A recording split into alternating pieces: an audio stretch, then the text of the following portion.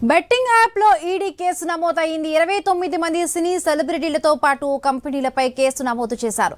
Hero Vijay దేవరకొండతో పాటు రానా, మంచు లక్ష్మిపై ED case నమోదైంది. ప్రకాష్ రాజ్, నిధి అగర్వాల్, అనన్య నాగళ్ల, శ్రీముఖిలపై కేసు నమోదు చేశారు ఈడీ అధికారులు. హైదరాబాద్, సైబరాబాద్ పోలీసులు నమోదు చేసిన ఎఫ్ఐఆర్ ఆధారంగా ఈడీ కేసు విచారణ చేస్తుంది. సినీ సెలబ్రిటీలు, యూట్యూబర్స్, ఇన్ఫ్లుయెన్సర్లపై PMLA కింద కేసు విచారణ చేపట్టనున్నారు. రైట్, దీనికి సంబంధించి మరిన్ని పూర్తి అప్డేట్స్ మా కరెస్పాండెంట్ ప్రవీణ్ అందిస్తారు లైవ్ లో. ప్రవీణ్,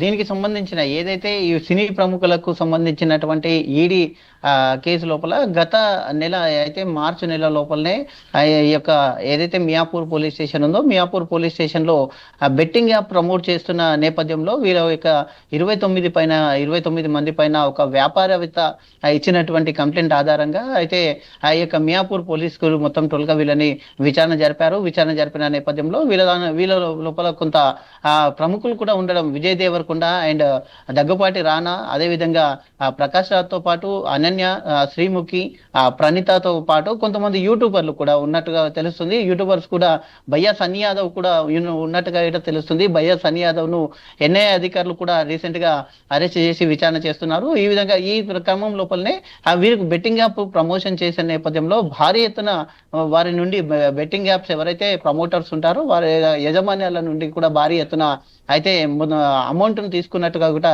ఈడీ అధికారులు గుర్తించారు. అయితే దీనికి సంబంధించిన ఏవైతే వీళ్ళు బెట్టింగ్ యాప్ లో వచ్చినటువంటి ఆదాయం ఉంటుందో ఆ ఆదాయానికి సంబంధించినటువంటి ఏ విధమైన అయితే ఐటీ రిటర్న్స్ చూపని కారణంగా అయితే ఈ యొక్క ఈడీ అధికారులు అయితే దానికి సంబంధించిన డాక్యుమెంట్స్ తో పాటు మొత్తం టోటల్ గా పూర్తిగా వీళ్ళ 29 మందిని ఈడీ అయితే విచారణకు రావాలంటూ కూడా ఆదేశాలు జారీ చేసిన నేపథ్యంలో ఈ మొత్తం టోటల్ గా చూసుకుంటే దీంట్లో విజయ్ దేవరకొండ ఇప్పటికే A23 అనే కంపెనీతో తనకు 2026 లోనే అగ్రిమెంట్ అయిపోయిందంటూ కూడా అయితే మీడియా ముందు వివరణ కూడా ఇచ్చారు. అదేవిధంగా ప్రకాష్ రాజ్ కూడా నాకు 2017 నాకు దాంతో సంబంధం లేదు అంటూ కూడా చెప్పారు. మరికొంతమంది తెలియక చేశాము అంటూ కూడా చెప్పడం జరిగింది.